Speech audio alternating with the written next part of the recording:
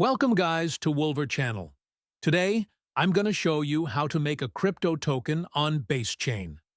First go here and click New File Name and put your smart contract directly on it. After that, go to Solidity Compiler, compile your token. Select the version of the Solidity.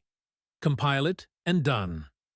Now go to Deploy and it's the last step. Select your wallet account and done.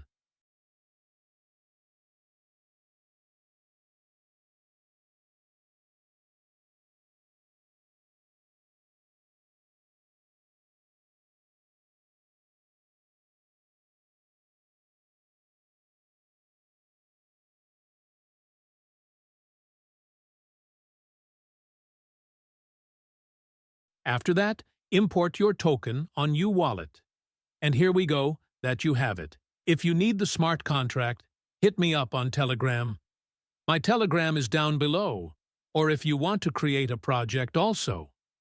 Thanks. Subscribe. Again, if you want to make a project and make money, hit me up on Telegram.